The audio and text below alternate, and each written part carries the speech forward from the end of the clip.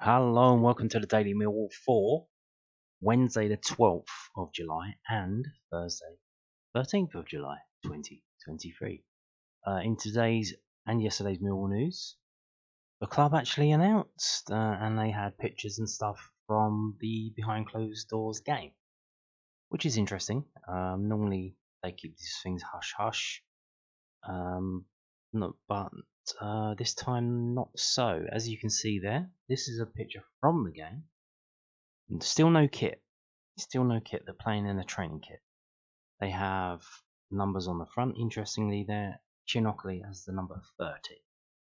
Now, I don't know what number he had last year, but normally the under 21s they have numbers in the higher 30s and low 40s. So I don't know if he's changed his number or what. But that is interesting. So Lions gain match minutes at Calmont Road. The Millwall squad gained their first match minutes of the 23-24 pre-season on Tuesday afternoon as they took on Bromley at Calmont Road. The likes of Chin Ockley, Nino Adamalaki, the new signings Joe Bryan and Kevin Nisbet were involved against the Ravens, with a different 11 fielded in each half by Lions manager Gary Rowett. Millwall are in action in front of the fans for the first time this campaign at Gillingham on Saturday afternoon, kick-off at 1 p.m. Click here for full ticket details, which is an easy.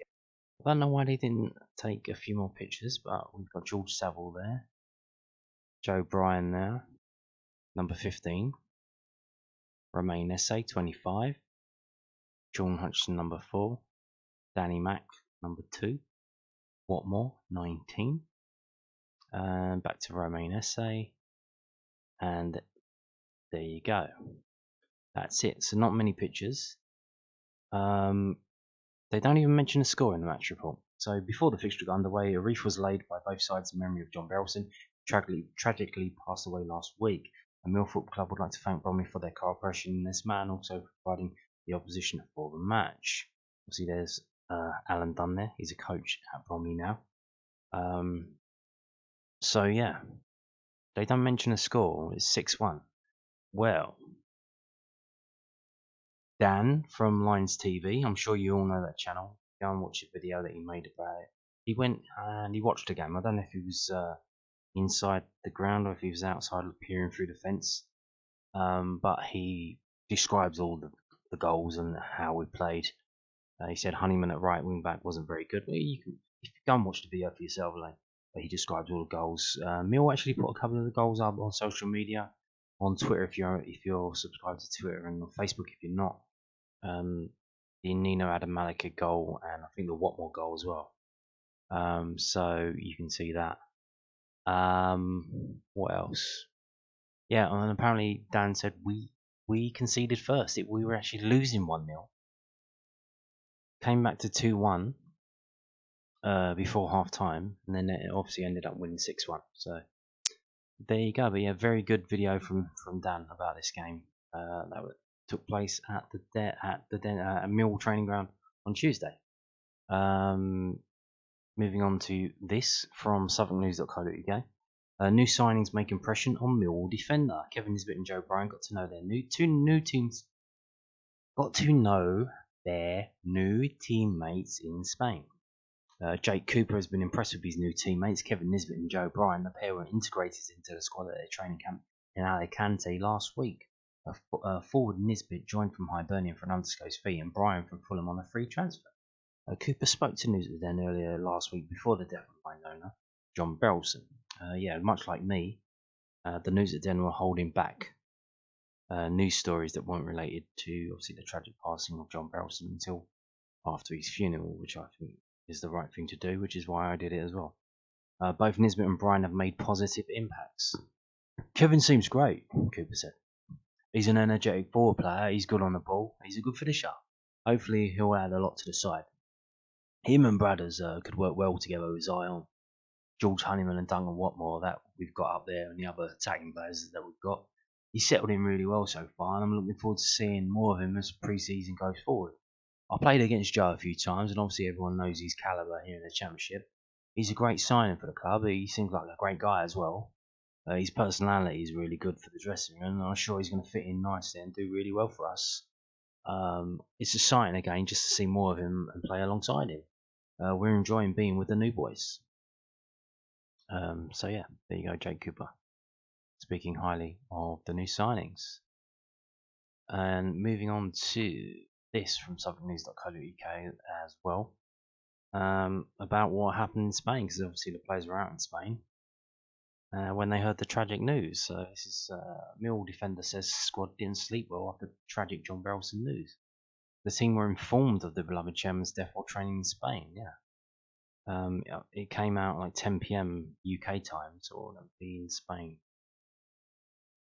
They're an hour behind now, so like 9 p.m. So Murray Wallace has revealed the Millwall squad struggled to sleep after hearing about John Berylson's tragic death. The popular owner died in an accident in America last week at the age of 70. Manager Gary Rowett and the team heard about his passing while away at pre-season training camp in Alicante. Wallace said the news stunned the players as he revealed his own memories of the beloved chairman. The 30-year-old told News at Den. It was a massive shock for all of us.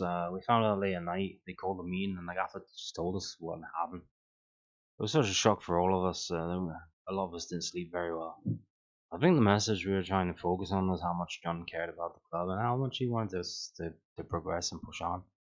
The defender had a massive impact on Millwall, and you can see that the fans' reactions. And then turning up and laying out the shirts and signs and books of condolence. Yeah, for me personally, from the day I signed, he's always had time for me, always had time to have a chat, and always been open. I got on very well with him, and it's very sad to hear the news that he passed. Fans and former players have been paying tribute to Berylson, who survived by his wife Amy and 3 children, Jennifer, James, and Elizabeth. The Millwall squad went to the Den on Monday to pay respect to the chairman after they returned from Spain. Indeed. Moving on now, we have the first preseason game that you, yes, you can watch. And you don't even have to bloody go to Gillingham. How great is that? You don't have to trek all the way down there. So watch Millwall take on Gillingham on the television or on your computer. So Millwall will take on Gillingham in a pre-season friendly at Priestfield on Saturday the 15th of July, kick-off 1 p.m. Lions fans can watch the action on Millwall TV for just £5. £5? Supporters must have a Millwall profile to purchase a stream. Pre-match interviews from Kent will be available before kick-off, whilst the 90 minutes will include full match commentary, replays, 2 camera angles, and much more. So obviously they're saying that because I think Gillingham told their fans, like, if you want to watch the match, you're going to subscribe to Millwall TV. So maybe that's our strategy. If we organise friendlies with all our local rivals, maybe that's the strategy. And then we ask them we can live stream it. Then we make their fans sign up for the Millwall profile. Because I don't know about you, but I've been getting absolutely slammed with emails from Millwall here, there, and everywhere, and they keep just pumping them out. Maybe that's the idea. If we get them to sign up to Millwall, and then they keep getting Millwall emails, and then they get converted into Millwall fans. Maybe, but yeah, I don't know what Gillingham. I guess Gillingham will be happy. They probably don't care if Millwall fans turn up because of all the hassle we bring, you know. So I think this is probably a good thing. Shall we click on this? Will it load? I don't know. It opens up in a new page, and while we wait, TikTok. Oh, here we go. What's happening? So they made a special thing, basically, I think, for the Gillingham fans. There's one that says Mill fans only. But there's two. There's one that says Mill fans only. One that probably says other fans. Okay. Yeah. I don't know if you've never watched a game on Millwall TV. It's not bad. It's not bad. It's pretty decent now. There are some teething problems at times. It's a lot better than I follow. And look, it makes club money, so like this is probably better because how many people would have went to Gillingham, especially with the stupid e-ticket thing that they're doing. Well, now you can sit at home, invite your mates around, watch it. Maybe, well, not this weekend because the weather's going to be shit. But if the normal summer day, you could probably have a barbecue and stuff and build a thing around it. But yeah, so you can watch the game, £5, and games that you can watch. As expected, Hornchurch, Steve Morrison took them over as a manager, and of course we've got a pre-season friendly against them. It's the under-21s, but did expect them to get a game lined up against us because Steve Morrison's still very much connected to the club at the moment, and this hasn't loaded, so that's fantastic. Let's see if we can do it live and refresh and wait for it to load. Yeah, Millwall under-21s to face Hornchurch at Hornchurch. Will it load? I don't think this is a problem with my laptop, which is why I didn't do a video yesterday. Millwall under-21s will face Hornchurch in a pre-season friendly Saturday the 5th of August, kick-off 3 p.m. Following on from fixtures against Bromley and Gillingham. Kevin Nugent's side will travel to Essex. Is it in Essex? I thought it was in the London borough of Havery. To take on Steve Morrison's side shortly before their respective league campaigns get underway. The under-21s will look to defend their professional development league double in 23-24, having won the Southern Division and National Final in May. Ticket details for the match will follow in due course. 5th of August, 3 o'clock at Hornchurch. That's very easy ground to get to. Short walk from the District Line station. So if you live that way as well, like nice easy one for you to get to. Saturday 3 o'clock. Moving on to just a little roundup. If you're talking about pre-season friendlies, if you don't know, this is them. This is what we got. We got Gillingham 1 o'clock. Could be a possibility that probably all of these other games will be on Millwall TV as well. I think almost certainly the 2 home ones, because Millwall would have control over that and have the rights for that. Sutton United, not too sure, but maybe not. But yeah, here we go. These are what they are. One Saturday, one next Tuesday the 18th, Sutton United. That's cash on the turnstile, so that's lovely jubbly for them. Charlton Flegg, Tuesday the 25th.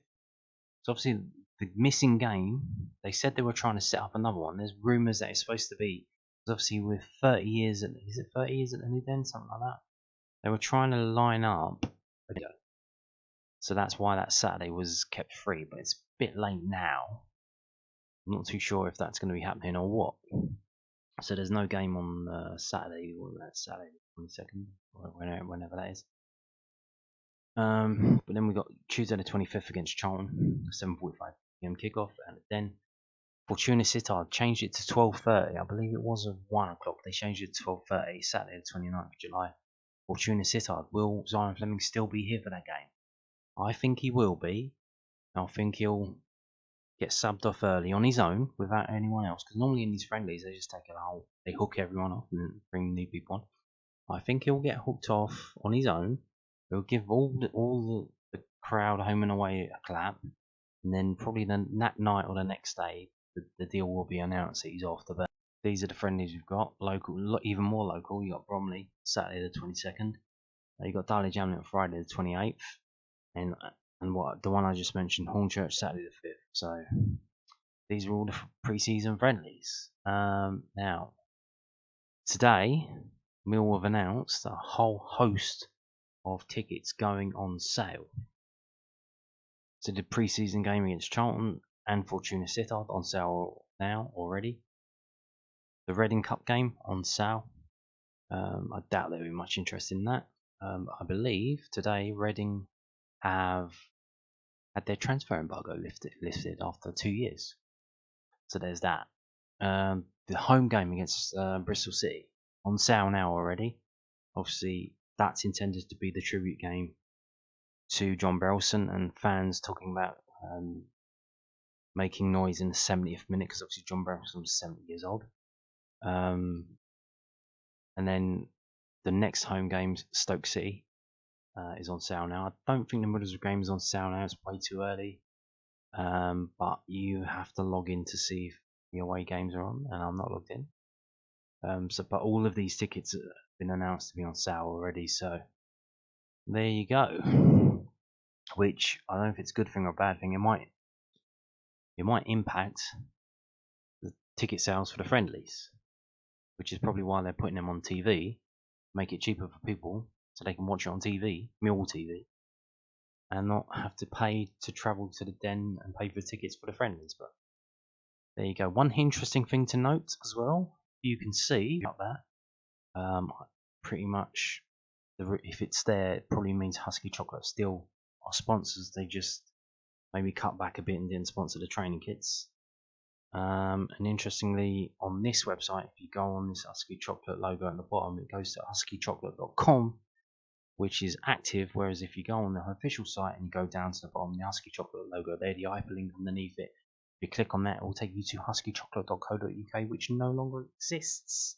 The website has been disbanded or dissolved or whatever it is. Much like the company.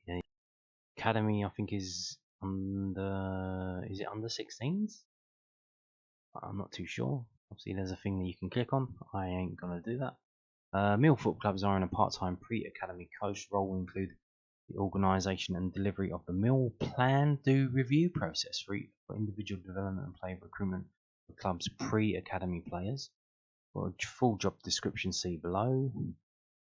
Closing dates for applications are Friday the 4th of August 2023. So there you go, pre-academy coach, part-time. They're also looking for a lead academy doctor, a medical doctor. To all Millwall Academy players, the doctor will be available to assess and medically advise any academy player and will assist in the creation of a medical department which is viewed as leading edge in injury prevention and management. See full job description, see below. So what's that about then? Do you need to hang around the club all the time? Surely when the players are training you need to be there just in case, but it's like, or can you do it down the telephone? I don't know, kind of weird. Like this day and age they do all kinds of things over FaceTime and whatever, so I don't know. Maybe that's the future, I don't know. There you go. I'm gonna just speed along and move on to this. The Football League paper is back for 23-24. This is an advert, I think, that ran on Millwall TV, on Millwall's official website. Nearly everything today has come from Millwall's official website. The Football League paper returns for another exciting season on Sunday the 6th of August. Yeah, I think they have to keep... Football League paper basically stops. It's only active during when the season's on. So they have to remind everyone when the season starts, hey, the game starts from the EFL. Whether you're a die-hard fan or simply love the beautiful game, we've got your team covered.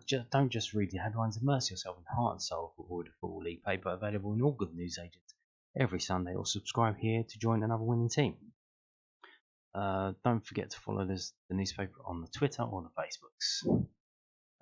Yeah, I don't know. I think the league might actually own a stake in this. I'm not too sure, but that's why they tell the clubs to pump it out, pump the advert out. So yeah, there you go. And on that note, thank you for watching, and goodbye.